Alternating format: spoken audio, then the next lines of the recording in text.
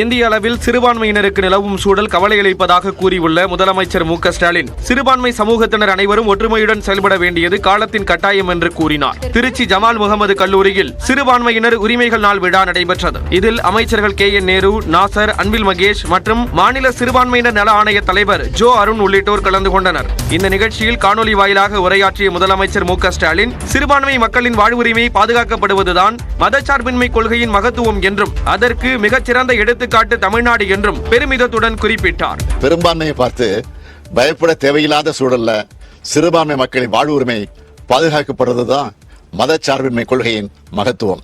அதுக்கு மிகச்சிறந்த எடுத்துக்காட்டு தமிழ்நாடு. இருந்தாலும் இந்திய அளவில் நிலவக்கூடிய சூழல் நம்மளை கவலைப்பட வைக்கிறதா இருக்கு. அத்தகைய சூழலை எதிர்கொள்ள சிறுபான்மை சமூகத்தினர் அனைவரும் ஒற்றுமையுடன் செயல்பட வேண்டியது காலத்தின் கட்டாயம். சிறுபான்மையினருக்கு என்றென்றும் திமுக அரசு அரணாக திகழும் என்றும் முதல்வர் ஸ்டாலின் தெரிவித்தார். தேசிய ஜனநாயக கூட்டணிக்கு டிடிவி தினகரன் அழைப்பு விடுத்த நிலையில் அவரை போன்று பாஜகவிடம் சரணடைய வேண்டிய தேவை அதிமுகவிற்கு இல்லை என்று முன்னாள் அமைச்சர் ஜெயக்குமார் பதிலளித்துள்ளார். அதிமுக வரவேற்கின்றார். எங்கள் கூட்டணியை ஏற்று திமுகவை வீழ்த்த நினைக்கின்ற கட்சிகள் அனைவரும் வர வேண்டும், வருவார்கள். சில கட்சிகள் இதன் மூலம் தங்கள் மீது உள்ள அந்த பாவத்தை போக்கிக் கொள்வதற்கு வாய்ப்பு இருக்கிறது. டிடிவி பொறுத்தவரை ஒரு தன்மானத்தை விட்டு எந்த அளவிற்கு அவர் மேல அந்த வழக்குகள் போடப்பட்டு அந்த வழக்குகளிலிருந்து அவர் விடுவிக்கப்பட வேண்டும் என்ற வகையில் இன்னைக்கு பிஜேபி கிட்ட இன்னைக்கு சரண்டர் ஆயிருக்காரு. இன்னைக்கு பிஜேபி கிட்ட சரண்டராக ஒருத்தர் அவரும் நீங்க பிஜேபிக்கு வாங்கன்னு சொன்னா, அனைத்து இந்திய அண்ணா திராவிட முன்னேற்ற கழகத்தை பொறுத்தவரை ஒரு தன்மானத்தோடு இயங்குகின்ற இயக்கம். எனவே திரு டிடிவி காலில் போல யார் காலில் விழ வேண்டிய அவசியம் எங்களுக்கு கிடையாது. ஸோ அந்த வகையில் பார்த்தீங்கன்னா பொதுச் செயலாளர் எடுத்த கட்சியினுடைய நிலைப்பாடு பொதுச்சாளர் எடுத்தது, அந்த நிலைப்பாடு தான் தொடரும்.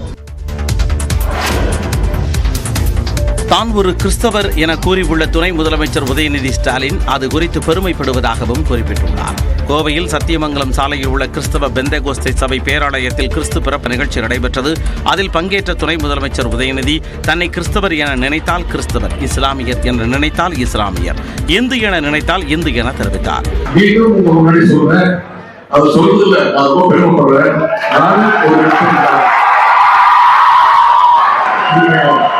நீங்க கிறிஸ்டின் நினைச்சா நான் கிறிஸ்டின், நீங்க முஸ்லிம் நினைச்சா நான் முஸ்லிம், நீங்க இந்து நினைச்சாலும் நான் இந்து. ஏன்னா அது எல்லாருக்குமே பொதுவானதான் எப்பொழுதுமே. அதேபோல் கோவை தடாகம் சாலையில் நான் முதல்வன் திட்டத்தின் கீழ் நடைபெற்ற திறன் மற்றும் வேலைவாய்ப்பு மைய தொடக்க விழாவிலும் அவர் கலந்து கொண்டார். 29 அரசு பொறியியல் கல்லூரிகளுக்கான மையங்களை அவர் தொடங்கி வைத்தார்.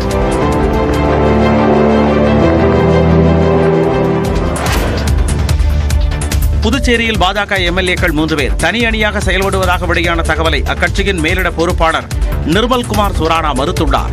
பாஜக எம்எல்ஏக்கள் ஜான்குமார், ரிச்சர்ட், கல்யாணசுந்தரம் ஆகியோர் கட்சி கட்டுப்பாடுகளை மீறி லாட்டரி அதிபர் மார்டினின் அறக்கட்டளைக்கு ஆதரவாக செயல்படுவதாக குற்றச்சாட்டுகள் எழுந்தன.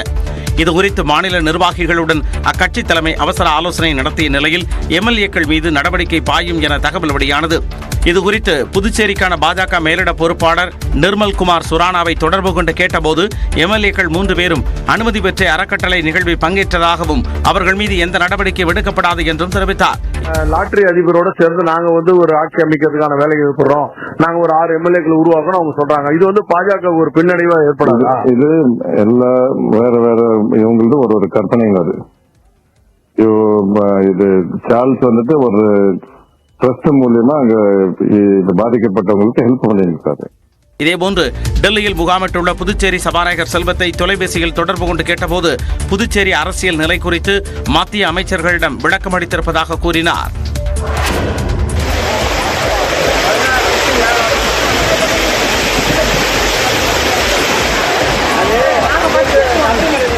குற்றாலம் பிரதான அருவியில் வெள்ளப்பெருக்கு குறைந்ததால் சுற்றுலா பயணிகள் குளிக்க அனுமதிக்கப்பட்டுள்ளனர். தென்காசி மாவட்டத்தில் மேற்கு தொடர்ச்சி மலைப்பகுதிகளில் கடந்த வாரம் பெய்த கனமழை காரணமாக குற்றால அருவிகளில் வெள்ளப்பெருக்கு ஏற்பட்டது.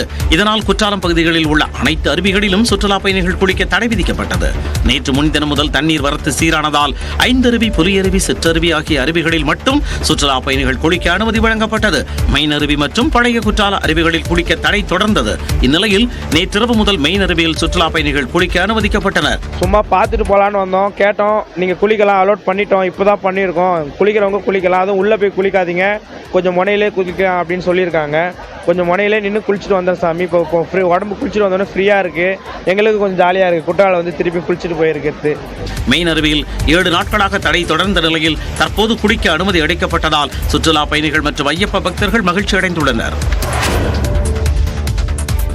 திருநெல்வேலி மாவட்டத்தில் மருத்துவக் கழிவு கொட்டப்பட்ட விவகாரத்தில் மேலும் ஒரு வழக்கு பதிவு செய்யப்பட்டுள்ளது. கேரளாவில் இருந்து ஏற்றி வரப்பட்ட மருத்துவக் கழிவுகள் நெல்லை மாவட்டத்தில் கொட்டப்பட்டதற்கு பல்வேறு அரசியல் கட்சியினர் கடும் எதிர்ப்பு தெரிவித்து வருகின்றனர். நடுநல்லூர், பலவூரை தொடர்ந்து கொண்டாநகரம் பகுதியிலும் மருத்துவக் கழிவுகள் கொட்டப்பட்டிருப்பது கண்டுபிடிக்கப்பட்டுள்ளது. கொண்டநகரம் கிராம நிர்வாக அலுவலர் முத்துச்செல்வி அளித்த புகாரின் அடிப்படையில் 4 பிரிவுகளின் கீழ் வழக்கு பதிவு செய்யப்பட்டுள்ளது. இதனிடையே கேரளாவில் இருந்து மருத்துவக் கழிவுகள் மற்றும் எலக்ட்ரானிக் கழிவுகள் ஏற்றி வந்தால் கடும் நடவடிக்கை எடுக்கப்படும் என தென்காசி மாவட்ட ஆட்சியர் கமல் கிஷோர் எச்சரிக்கை விடுத்துள்ளார். இந்த மாதிரி இருந்தால் கண்டிப்பாக இது கடுமையான நடவடிக்கை எடுக்கும். பிகாஸ் எலக்ட்ரானிக் ஐட்டம்ஸ் டிஸ்போஸ் பண்ணுறதுக்கு அதுக்குண்டான ரூல்ஸ் அண்ட் நார்ம்ஸ் இருக்குது. அது மீறியும் இங்கே யாராவது வந்து இருந்துச்சுன்னா அதுக்கு மேலே கடுமையான நடவடிக்கை தான் எடுக்கும். கேரளாவில் இருந்து மருத்துவ கழிவுகள் ஏற்றி வருவதை தடுக்க தமிழக கேரள எல்லை பகுதியான புடியரை சோதனை சாவடியில் கண்காணிப்பு தீவிரப்படுத்தப்பட்டுள்ளது. தீவிர சோதனைக்கு பிறகே கேரளாவில் இருந்து வாகனங்கள் தமிழகத்திற்குள் அனுமதிக்கப்படுகின்றன. திருநெல்வேலி மாவட்டத்தில் கேரளாவின் மருத்துவ கழிவுகள் கொட்டப்படுவதாக நியூஸ் 18 தமிழ்நாடு தொலைக்காட்சியில் செய்தி வெளியான நிலையில் கேரள மாசு கட்டுப்பாட்டு வாரியத்தின் உயர் அதிகாரிகள் நேரில் ஆஜராக பசுமை தீர்ப்பாயம் உத்தரவிட்டுள்ளது. நடுக்கல்லூர் பகுதியில் கேரளாவில் இருந்து டன் கணக்கில் மருத்துவ கழிவுகள் கொட்டப்படுவதால் சுகாதார சீர்கேடு ஏற்பட்டு நோய் பரவும் அபாயம் இருப்பதாக நியூஸ் 18 தொலைக்காட்சி செய்தி வெளியிட்டது. இதன் எதிரொலியாக அங்கு ப்ளீச்சிங் பவுடரை தூவி தூய்மை பணிகள் மேற்கொள்ளப்பட்டன. இந்நிலையில் சென்னையில் உள்ள தென்மண்டல தேசிய பசுமை தீர்ப்பாயத்தில் கேரள விவகாரம் தொடர்பான வழக்கு விசாரணையின் போது மருத்துவ கழிவுகள் விவகாரத்தை தமிழ்நாடு அரசு சுட்டிக்காட்டியது. கேரளாவின் மருத்துவ கழிவுகள் தமிழ்நாட்டில் கொட்டப்படுவதற்கு கடும் கண்டனம் தெரிவித்த பசுமை தீர்ப்பாயம் மருத்துவ கழிவுகளை முறையாக அகற்றுவதற்கு தேவையான வசதிகளை மேற்கொள்ளாமல் மருத்துவமனைகளுக்கு ஏன் அனுமதி வழங்க வேண்டும் என்றும் கேரள அரசுக்கு கேள்வி எழுப்பினர். கேரளாவில் இருந்து கொட்டப்படும் மருத்துவ கழிவுகளை அகற்றுவதற்கான செலவை கேரள மாசு கட்டுப்பாட்டு வாரியத்திடமிருந்து வசூலிக்க தமிழ்நாடு மாசு கட்டுப்பாட்டு வாரியத்திற்கு உத்தரவிட்டனர். மேலும் கேரளாவில் மருத்துவ கழிவுகளை அகற்றுவதற்கு என்னென்ன நடைமுறைகள் கடைபிடிக்கப்படுகிறது, தமிழ்நாட்டில் கொட்ட வேண்டிய அவசியம் என்ன என்பது குறித்து கேரள அரசு விளக்கம் அளிக்கவும் கேரள மாசு கட்டுப்பாட்டு வாரிய அதிகாரிகள் நேரில் ஆஜராகி விளக்கம் அளிக்கவும் உத்தரவிடப்பட்டுள்ளது. சென்னை துறைமுகம் பகுதியில் காருடன் ஆழ்கடலில் விழுந்த ஓட்டுநரின் உடல் நீண்ட தேடுதலுக்கு பின்னர் கண்டெடுக்கப்பட்டது. சென்னை கொடுங்கையூரை அடுத்த மூலக்கடை பகுதியைச் சேர்ந்த கார் ஓட்டுநர் முகமது ஷாஹி. இவர் நேற்று முன்தினம் துறைமுகம் பகுதியில் கடலோர காவல்படை வீரர் ஒருவரை காரில் ஏற்றுக்கொண்டு ரிவர்ஸ் எடுத்தபோது கட்டுப்பாட்டை இழந்த கார் கடலில் விழுந்தது. இதில் கடலோர காவல்படை வீரர் உயிர் தப்பிய நிலையில் முகமது ஷாஹி காருடன் நீரில் மூழ்கினார்.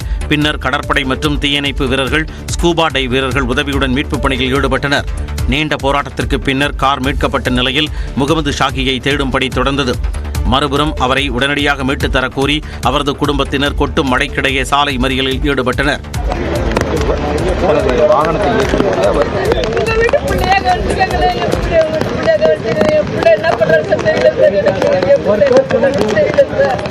இந்நிலையில் மாயமான முகமது ஷாஹி நேற்றிரவு சடலமாக கண்டெடுக்கப்பட்டார். அவரது உடல் கைப்பற்றப்பட்டு உடற்கூறு ஆய்விற்காக அனுப்பி வைக்கப்பட்டது.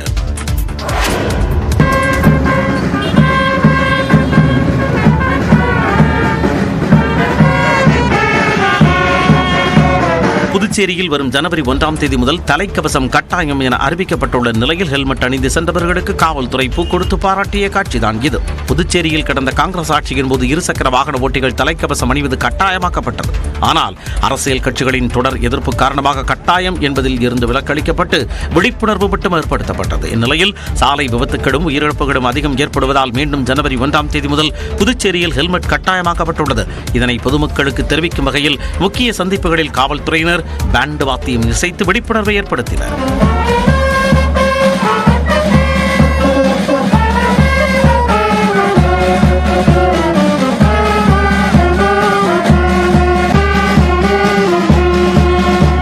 ஜனவரி 1ஆம் தேதி முதல் வாகனம் ஓட்டுபவர் மட்டுமின்றி பின்னால் இருப்பவர்களும் தலைக்கவசம் கட்டாயம் அணிய வேண்டும் என்று முதுநிலை காவல் கண்காணிப்பாளர் பிரவீன்குமார் திரிபாதி உத்தரவிட்டுள்ளார். தலைக்கவசம் அணியாமல் வாகனங்களை இயக்கினால் 1000 ரூபாய் அபராதம் விதிக்கப்படும் என்றும் 3 மாதங்கள் வரை ஓட்டுநர் உரிமத்தை ரத்து செய்ய பரிந்துரைக்கப்படும் என்றும் எச்சரித்துள்ளார்.